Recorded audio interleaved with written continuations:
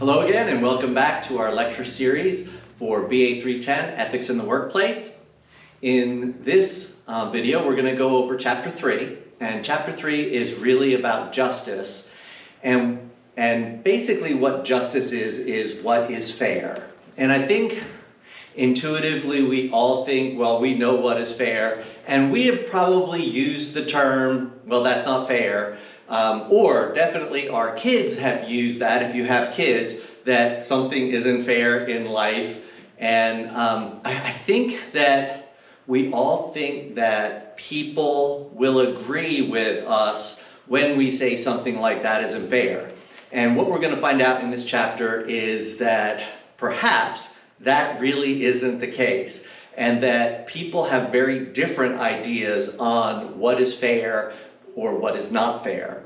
And although it's only a small part of the chapter, this is really going to be our focus in this class, is really to talk about this idea of distributive justice, that we are going to assess fairness based on the distribution of goods.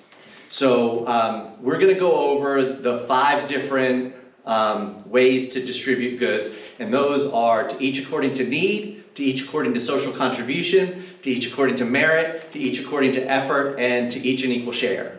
And we're going to go through each one of these, and in each one we'll identify what it is, identify maybe who argues fairness based on those terms, and really then go into a way to apply each one of these. And what we're going to do for the application part is we're going to take a look at the tax system, and we're going to make everyone, I guess the president or Congress and the president, to come up with a new tax system that is fair, that is, or more fair, or the fairest tax system. Really, we're going to come up with a tax system based on each one of these. So the first one we're going to go over is to each according to need. And under this one, it really identifies that what is fair is distributing goods based on need. That everyone has certain needs, and those goods ought to be distributed based on a need. The people that maybe argue this, well, for example, healthcare, that perhaps there are those that say everyone has a need, everyone deserves, everyone has a right to. We've used a lot of different terms, but there is a need for basic health care. And so that's really an idea of distribution based on need. And now we're going to look into how to apply this idea of distribution based on need. So if you are now in charge of creating a tax system based on fairness being to each according to need, what would that look like? And again, to be fair in each according to need, who would be paying more in taxes and who would be paying less in taxes? And now might be a good time to pause the video and just think about how to apply to each according to need. Now that you've had time to think about it, really, if you've ever heard the term, the rich aren't paying their fair share, then this really is an argument on to each according to need, that the current system is not fair, and really that the rich aren't paying their fair share. Now, when I ask classes what percent in federal taxes would be fair, so in other words, if you're making $1 million, what percent would be fair? Now, the crazy thing is that most students come up with a lower percentage than what our current tax system is. But definitely, if you were going to apply to each according to need, those making more income, regardless of the percent that you come up with, would be paying more of the tax burden, and those in the lower income would be paying less. Or in our current tax system, and this is really what our current tax system is. In our current tax system, people in the lower end actually pay nothing in federal income tax. All right, so now the next one is to each according to social contribution. And what this one is that fairness is based on how much I contribute to society. That the more I contribute to society, the more goods I ought to get, or the more I ought to be paid. And if we look at that and we look at who argues this, probably one that argues this are teachers, that I should be paid more because of the massive amount of social contribution I have, that I'm teaching the youth, and the future of the United States is based on my efforts. Also potentially firefighters or police officers. Nurses currently with COVID are arguing that they should be paid more based on their social contribution. So now let's look at the tax system. So as we did in the last example, we're going to take a look at to each according to social contribution, that we're going to base fairness based on social contribution. So really in this example, we're looking at how would we design a fair tax system based on social contribution? Who would pay more in taxes and who would pay less in taxes based on social contribution?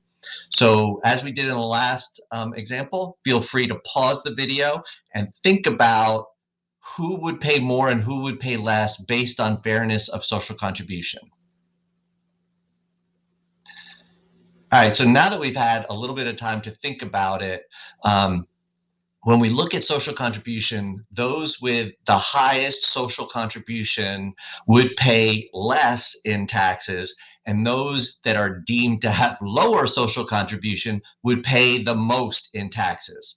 So it really doesn't matter how much you make, it would be solely based on what we deem your social contribution to be.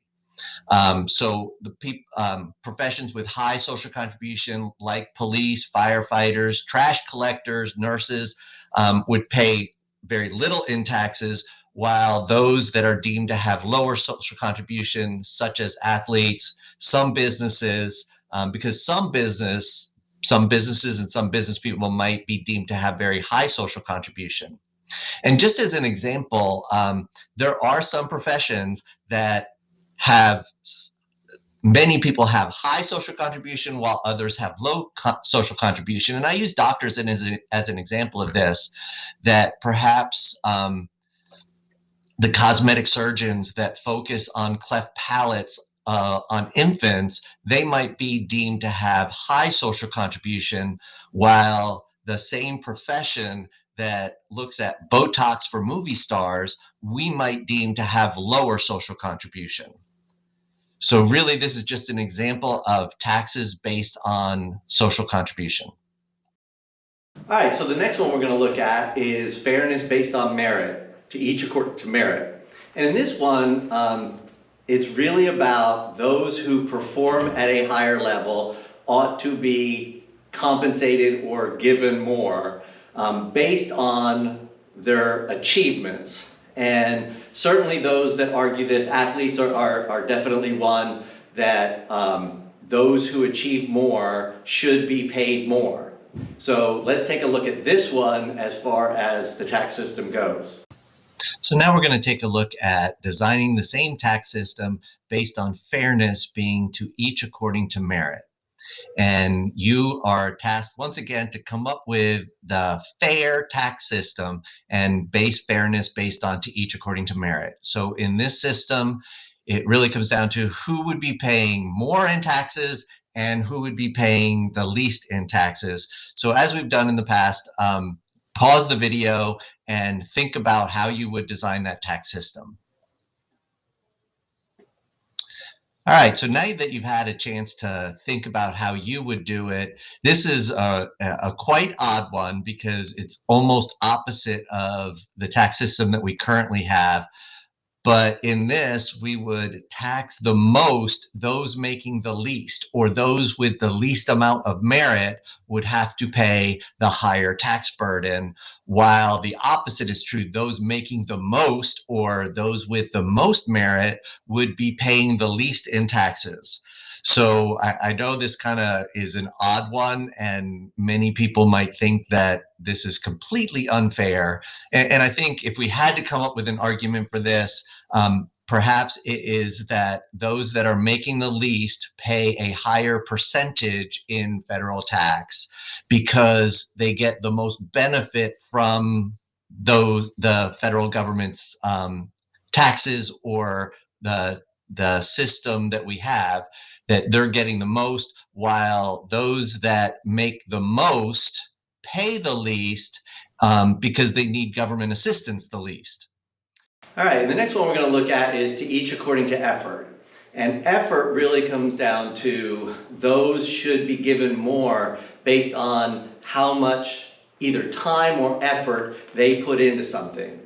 I've had this both in work environments as well as in school environments, that students maybe say, I deserve a higher grade because I worked harder in this class. Well, that would be that I don't believe I'm being graded properly based on my effort, not based on merit, which would be the one we just covered, but based on my effort. I've also had employees at work say, well, I should get a raise because I'm working from 7 in the morning until 9 at night every night. And again, this is not an argument based on merit, how much they're actually producing. This is based on how much effort they're putting in to the work. So let's take a look at what a tax system would look like under effort. So as we've done in the last three, we're really going to apply the fairness model. And in this one, we're going to look at to each according to effort. And again, as we've done in the past, the real question is, how would you apply fairness based on to each according to effort, and who would be paying more in tax and who would be paying the least in tax? And go ahead and pause the video as we've done and think about your answer to that question.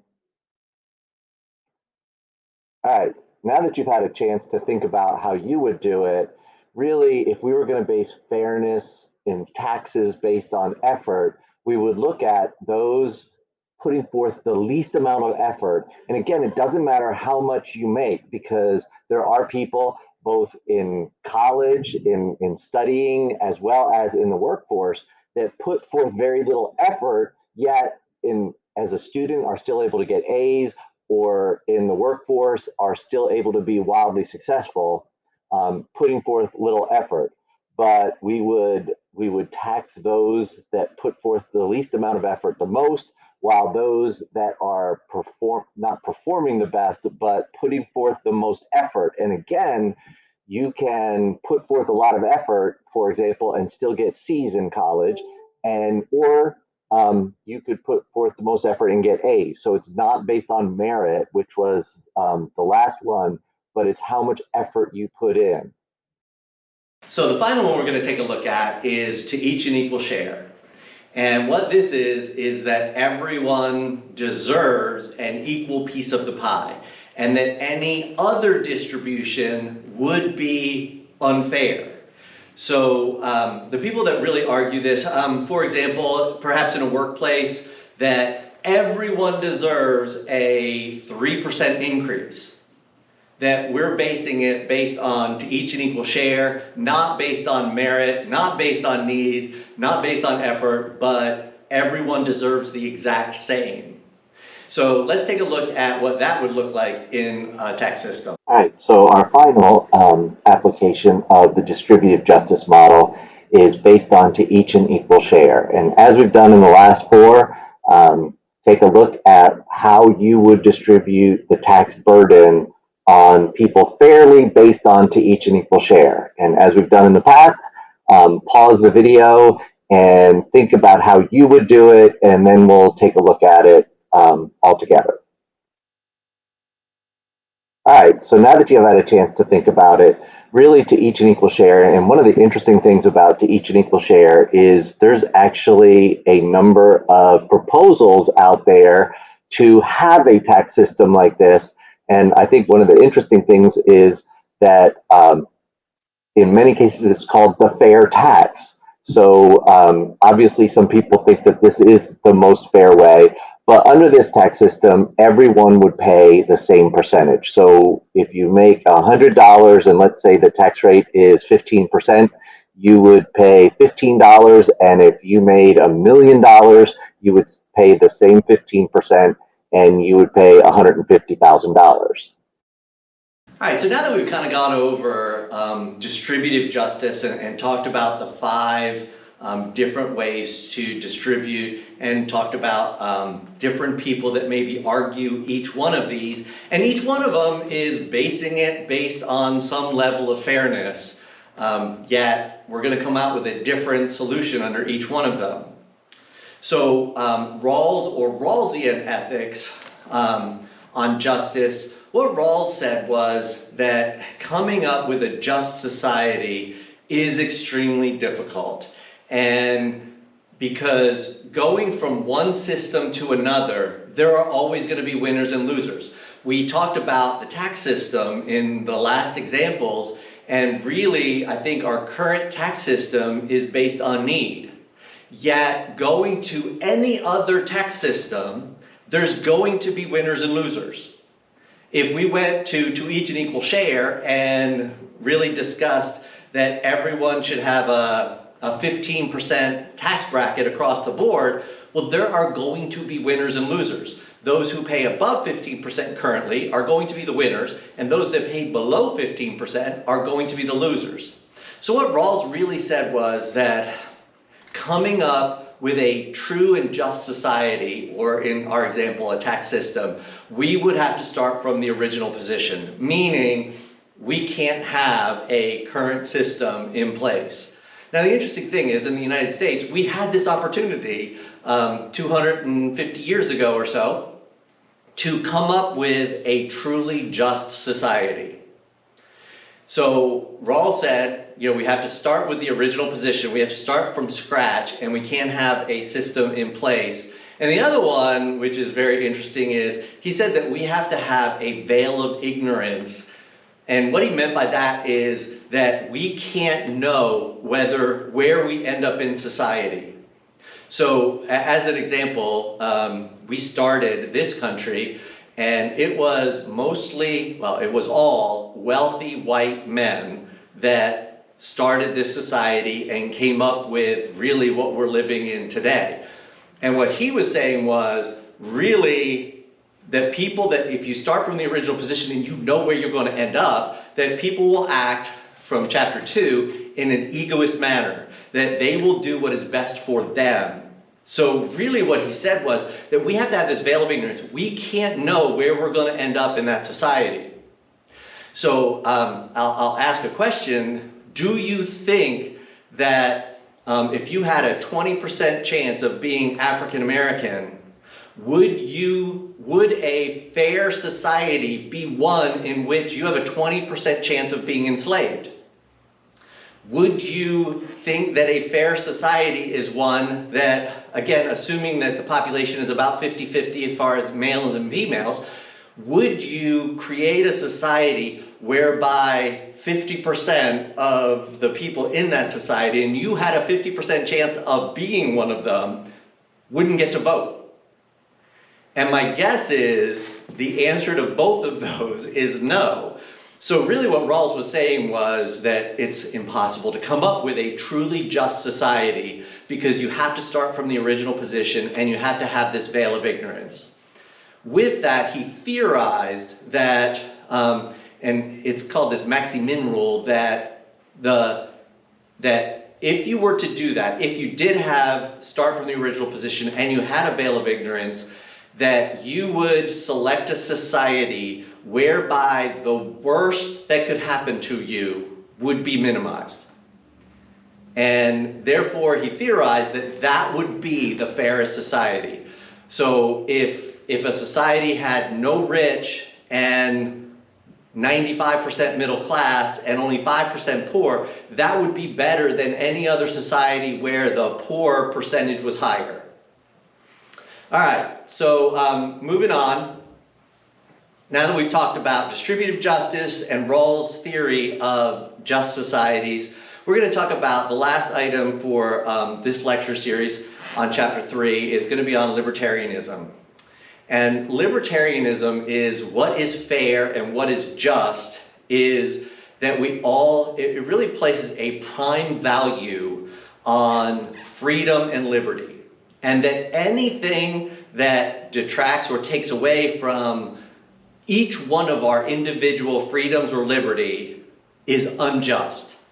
So one of your case study for this week is about eminent domain. And eminent domain is focused on really a utilitarian principle that the good of society outweighs your individual freedoms, that the government has a right to they pay for your property under eminent domain, but they have the right to acquire your property whether you are willing or not to let it go. That the government says, okay, we're going to pay you, and they pay you slightly above market value, but we're going to pay you and you have no choice in the matter.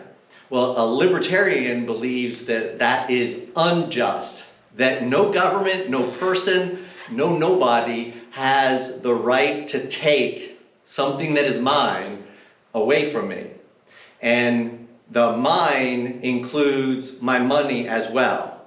So really, that's what libertarianism is and what is just and unjust based on libertarianism. So this kind of concludes the chapter on fairness. And next we're going to move on to corporations.